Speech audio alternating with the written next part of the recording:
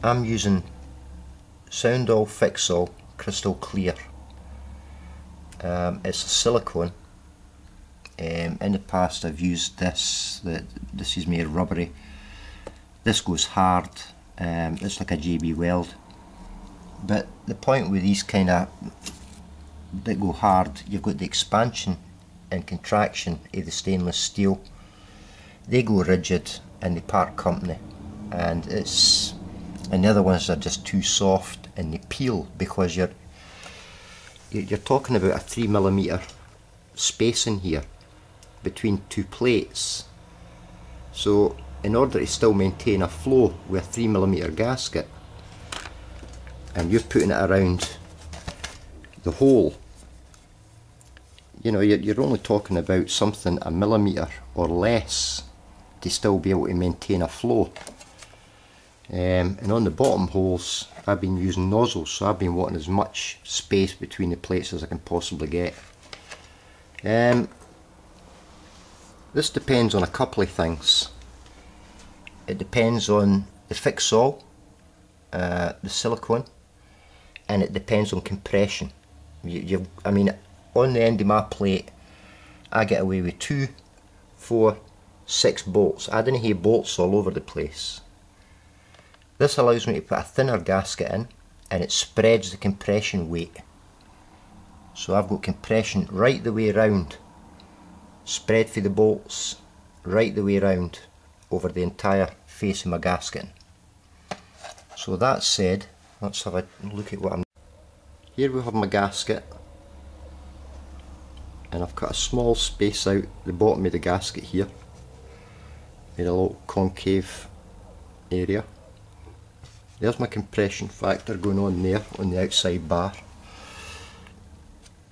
So it's halfway over the hole.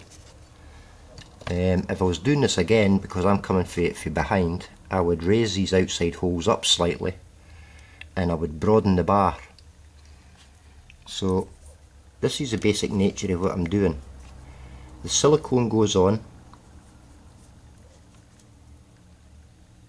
and then this goes in there. Now I'm working with different shapes. This ends up quite funnel shaped, so I've come down to other shapes that cover the edge of the hole. Now when you're siliconed it on, the compression factors come into play when you bolt it together. This one holds on the next one, holds on the next one, holds on the next one, and it goes down the.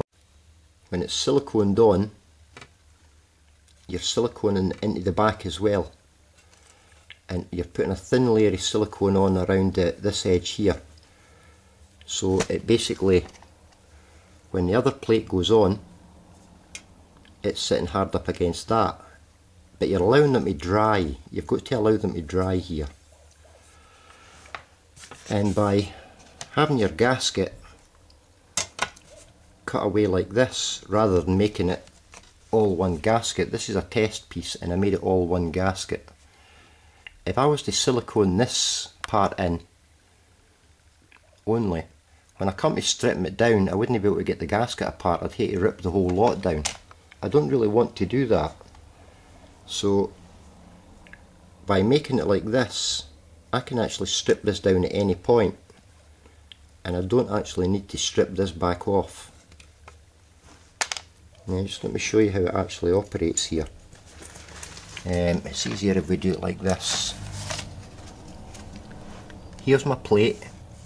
The green is the silicone, and here's the gasket going on.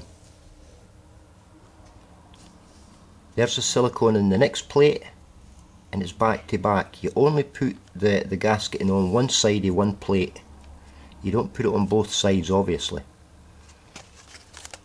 When the plates are bolted together, with the nature of the bar pushing on, you've got the whole compression pushing right through, and the one holds the other on, holds the other on, holds the other on, holds the other on.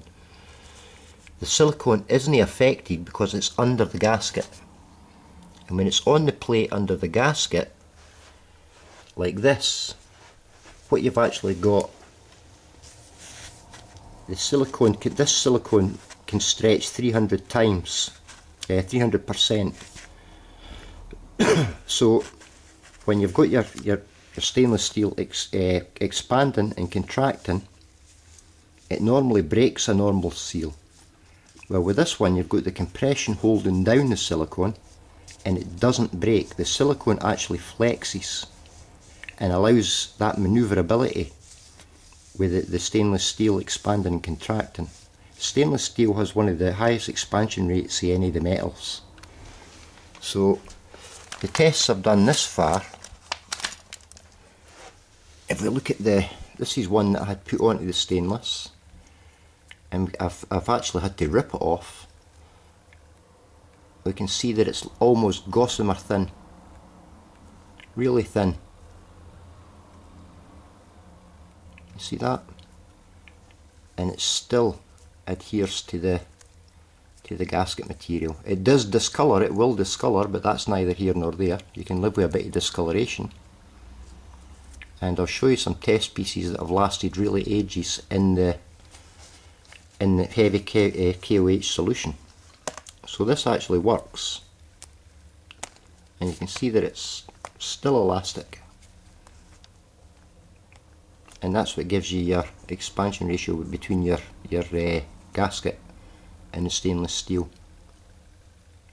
It allows it to expand and contract, and more than that, it's what actually allows your because this is the real nub here. You've got to seal in that part there. It's got to be sealed. It must be sealed, or this is where your flux leakage is going to come out of this edge. Okay, so I'm just going to put one on here just to give you an idea.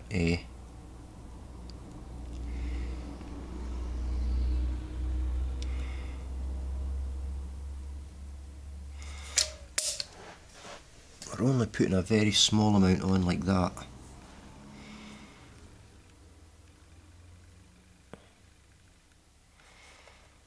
We're centering it and just pressing it right home.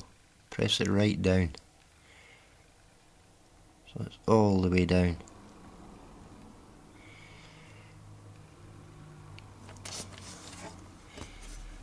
Turn it over and you'll see that you want to get it nice and square into the middle, like so, with your nozzle, because this is acting like a nozzle now to come up into the heat affected zone, and this will come up and clear this area here. So we've got that done. We're now going to go in and backfill it at the back. So we're now going to be sealing that stainless steel edge at the back there.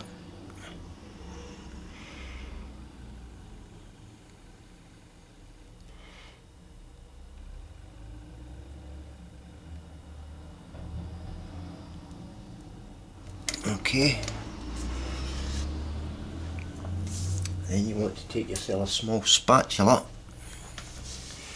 and just spread that nice and thin, because this is what's going to give you your seal when the next one goes on, but you're going to let this dry.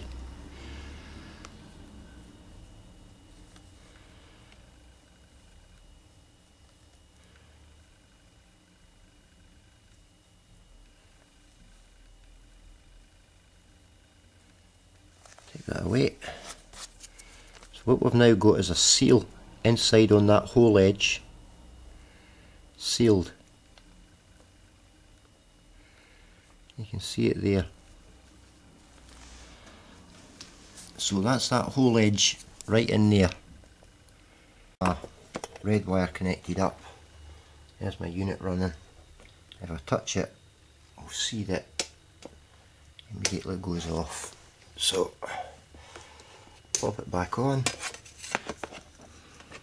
And I'll just test for flux leakage here. So nothing. I'll turn it over and we'll check her in.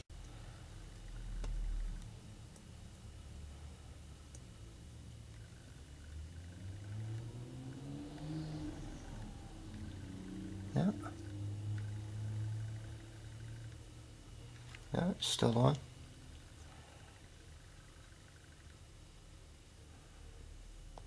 Yeah, it's still on. Must have touched the plate or something. So that's us got a nice seal going on there. So, and that's how it lines up. And then the next one I'll go on top of that, and then on top of that, and each one there will be sealed like so, and it goes back to the next one. And that's the theory how it works. I'll probably put a bit more silicone on here and flatten it down a bit more. But we're only talking microns thick here, we're not talking a great deal of thickness. This one's slightly rougher, but again it's not a great deal of thickness.